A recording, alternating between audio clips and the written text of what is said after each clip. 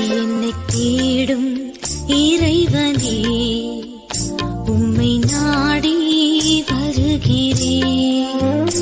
என்னை தேடும் இறைவனே, உம்மை நாடி வருகிறேன். மார்ச் 4ஆம் தேதி. இன்றைய தியானத்தின் தலைப்பு குடும்பங்களும் பிரச்சனைகளும். வாசிக்க வேண்டிய திருமறை பகுதி ஆதியாகமம் 31:1-13 வரை. குடும்பங்களும் பிரச்சனைகளும். என் தகப்பனுடைய தேவன் என்னோடே கூட இருக்கிறார். ஆதியாகமம் 31:5. லாபான் குடும்பத்திற்குள் தன்னலமும் பொறாமையும் தோன்ற ஆரம்பித்துவிட்டது. லாபானின் குமாரர்கள், எங்கள் தகப்பனுடைய பொருளினாலே இந்த செல்வத்தையெல்லாம் அடைந்தான் என்று தன்னை பற்றி சொல்வதை கேட்டபோது யாக்கோபு வருந்துகிறான். இந்த இடத்தில் யாக்கோபின் உழைப்பு கணக்கில் எடுத்து கொள்ளப்படவில்லை. தகப்பனும் பிள்ளைகளும் பொறாமையால் நிறைந்து போனார்கள். அது முகத்தோற்றத்திலும் வார்த்தைகளுமாய் வெளிப்பட்டது. இப்படி குடும்ப பிரச்சனைகள் வரும்போது அதை வளரவிடாமல் சீக்கிரமாய் தீர்வு காண்பது நல்லது. கர்த்தர் யாக்கோபை அவனுடைய தகப்பன் தேசத்திற்கு போகும்படி கூறுகிறார். அந்நிலையில் இதுவே நல்ல தீர்வு. ஆனால் நம் உற்றார், உறவினர், நண்பர்கள் தேவனால் ஆசீர்வதிக்கப்பட்டு வளமடையும் போது மகிழ்ச்சி அடையும் மனப்பக்குவம் வேண்டும். தேவனை நெருங்கி வாழும் தேவனுடைய பிள்ளைகளுக்கு மட்டுமே இது சாத்தியம். அந்த நற்பண்பை தேவன் நமக்கு தருவாராக.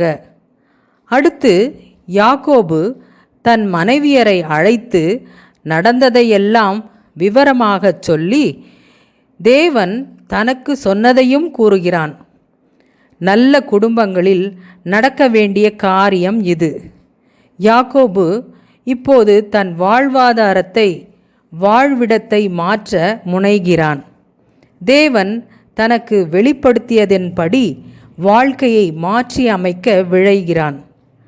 அந்த சமயத்தில் தன் வாழ்க்கை துணைகளை அழைத்து அவர்களது சம்மதத்தையும் பெற முயல்கிறான்.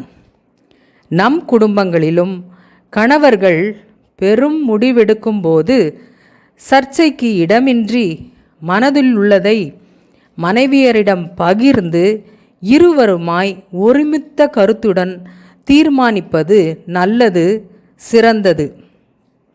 சிக்கலான அந்த சமயத்தில் யாக்கோபு கூறிய சில கருத்துக்கள் முக்கியமானவை. 1.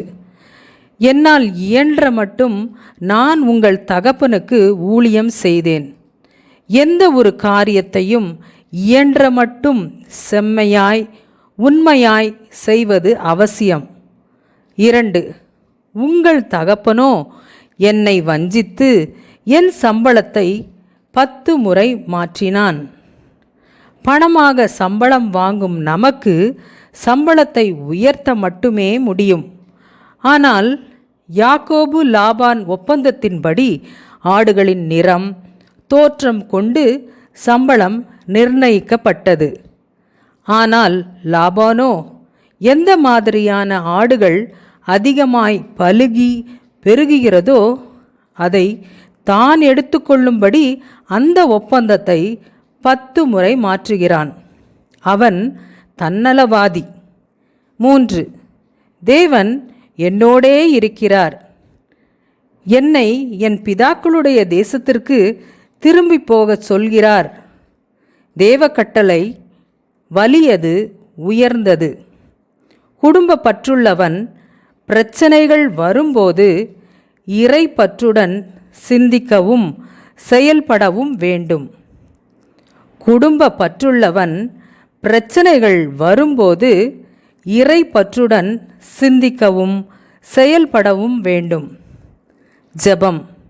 தேவனே, என் குடும்பத்தினரின் கருத்துக்களை அறிந்து கொண்டு அதே சமயம் உமக்கு மட்டுமே கீழ்ப்படிய உதவி செய்யும். ஆமேன்.